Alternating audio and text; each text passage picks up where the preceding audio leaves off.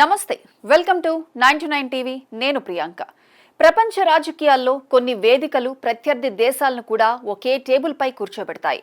అలాంటి వేదికల్లో అత్యంత కీలకమైంది Shanghai cooperation organisation. సాధారణంగా భారత్ పాకిస్తాన్ సంబంధాలు ఉద్రిక్తంగా ఉన్నప్పుడల్లా ఇరు దేశాల నేతలు ఒకే వేదికపై కనిపిస్తారా లేదా అన్నదే అంతర్జాతీయంగా చర్చనీయాంశంగా మారుతుంది. ఇప్పుడు కూడా అదే పరిస్థితి కనిపిస్తోంది. 2027లో పాకిస్తాన్ రాజధాని ఇస్లామాబాద్ లో జరగనున్న SCO శిఖరాగ్ర సమావేశానికి ప్రధాని నరేంద్ర మోదీని ఆహ్వానిస్తామని పాకిస్తాన్ అధికారికంగా ప్రకటించడం కొత్త చర్చకు తెరలేపింది. ఆహ్వానం ఇవ్వడం ఒక విషయం అయితే మోదీ నిజంగా పాకిస్తాన్ వెళ్తారా అన్నదే ఇప్పుడు అసలు ప్రశ్నగా మారింది. ఈ పరిణామం దౌత్యపరమైన, వ్యూహాత్మక, భద్రతాపరమైన, రాజకీయపరమైన అనేక కోణాలు ఉన్నాయి. ముఖ్యంగా భారత్ పాకిస్తాన్ మధ్య ప్రస్తుతం నెలకొన్న పరిస్థితులను పరిశీలిస్తే ఈ అంశం మరింత ప్రాధాన్యం సంతరించుకుంటోంది. షాంఘై కోఆపరేషన్ ఆర్గనైజేషన్ ప్రపంచంలోనే అత్యంత ప్రభావవంతమైన ప్రాంతీయ సంస్థల్లో ఒకటి. China, Russia, Bharat, Pakistan, Kazakhstan, Uzbekistan, Kyrgyzstan, Tajikistan, Iran, Belarus వంటి దేశాలు ఇందులో సభ్యులుగా ఉన్నాయి. ఉగ్రవాద నిరోధం, ప్రాంతీయ భద్రత, ఆర్థిక సహకారం, కనెక్టివిటీ, ఇంధన భద్రత వంటి అంశాలపై ఈ సంస్థ పనిచేస్తోంది. ప్రపంచ జనాభాలో దాదాపు సగం మందికి ప్రాతినిధ్యం వహించే దేశాలు ఇందులో ఉండటంతో దీనికి ప్రత్యేక ప్రాధాన్యం ఉంది. SCO నిబంధనల ప్రకారం ఏ దేశం అధ్యక్షత వహించినా సభ్య దేశాలన్నింటినీ ఆహ్వానించడం తప్పనిసరి. అందుకే పాకిస్తాన్ కూడా భారత్ను ఆహ్వానించక తప్పదు. ఇది పాకిస్తాన్ చూపుతున్న స్నేహ సంకేతం కంటే అంతర్జాతీయ దౌత్య నియమాలను పాటించాల్సిన బాధ్యతగా ఎక్కువగా చూడాలి.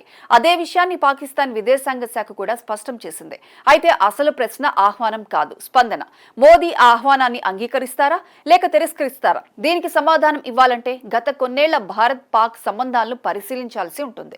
2015లో అప్పటి పాకిస్తాన్ ప్రధాని నవాజ్ షరీఫ్ ను కలిసేందుకు నరేంద్ర మోదీ ఆకస్మికంగా లాహోర్ వెళ్లారు. ఆ సమయంలో రెండు దేశాల మధ్య సంబంధాలు మెరుగుపడతాయనే ఆశలు కనిపించాయి. కానీ ఆ తర్వాత జరిగిన పఠాన్కోట్ దాడి, ఉరి ఉగ్రదాడి, పుల్వామా దాడి వంటి ఘటనలు పరిస్థితులను పూర్తిగా మార్చేశాయి. ఉగ్రవాదాన్ని ప్రోత్సహించే దేశంతో సాధారణ సంబంధాలు కొనసాగించడం సాధ్యం కాదని భారత్ స్పష్టమైన విధానాన్ని అవలంబించింది.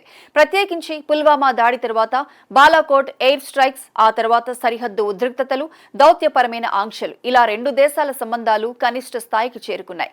కాశ్మీర్ కు సంబంధించిన రాజ్యాంగంలోని ఆర్టికల్ 370 రద్దు తర్వాత కూడా ఇరు దేశాల మధ్య దూరం మరింత పెరిగింది. ఇటీవలి కాలంలో కూడా సరిహద్దు ఉగ్రవాదం, చొరబాట్లు, ఉగ్రవాద సంస్థలకు పాకిస్తాన్ మద్దతు ఇస్తోందన్న భారత ఆరోపణలు కొనసాగుతూనే ఉన్నాయి.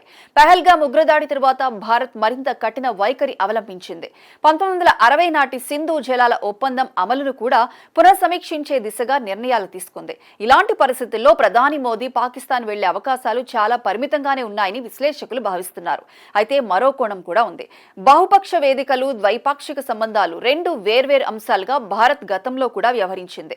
ఉదాహరణకు SCO సమావేశాలు, G20, బ్రిక్స్, ఐక్యరాజ్య సమితి వంటి వేదికల్లో ప్రత్యర్థి దేశాల నాయకులు ఒకే వేదికపై కనిపించడం కొత్త విషయమేమీ కాదు. అక్కడ ప్రధాన చర్చలు ప్రాంతీయ అంశాలపైనే ఉంటాయి. ద్వైపాక్షిక వివాదాలు వేరే స్థాయిలో కొనసాగుతాయి. 2024లో జరిగిన SCO సమావేశానికి విదేశాంగ మంత్రి S. జైశంకర్ ఇస్లామాబాద్ వెళ్లటం కూడా ఇదే విధానానికి ఉదాహరణ.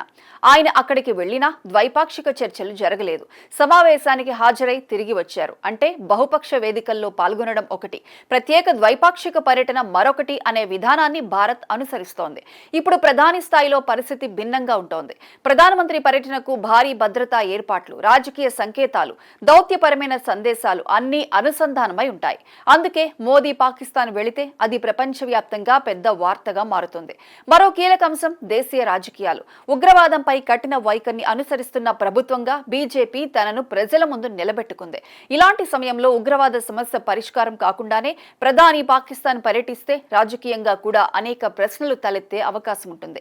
అయితే మరోవైపు చైనా, రష్యా వంటి దేశాలతో వ్యూహాత్మక చర్చలు జరపడానికి SCO వేదిక భారత్ కు కీలక అవకాశం. మధ్య ఆసియా దేశాలతో ఇంధన భద్రత, కనెక్టివిటీ, ఉగ్రవాద వ్యతిరేక సహకారం వంటి అంశాల్లో భారత ప్రయోజనాలున్నాయి. కాబట్టి సమావేశాన్ని పూర్తిగా బహిష్కరించడం కూడా అంత సులభమైన నిర్ణయం కాదు. అవసరమైతే ప్రధాని స్థానంలో మరో ఉన్నత స్థాయి ప్రతినిధిని పంపే అవకాశాన్ని కూడా పూర్తిగా కొట్టిపారేయలేం. ప్రస్తుతం ఇరు దేశాల మధ్య ప్రత్యక్ష దౌత్య చర్చలు కూడా చాలా పరిమితంగానే ఉన్నాయి. ఆసియన్ సమావేశాల సందర్భంగా కూడా జైశంకర్ పాకిస్తాన్ విదేశాంగ మంత్రి భేటీకి ఎలాంటి ప్రతిపాదన లేదని పాక్ ప్రకటించడం అదే విషయాన్ని సూచిస్తోంది.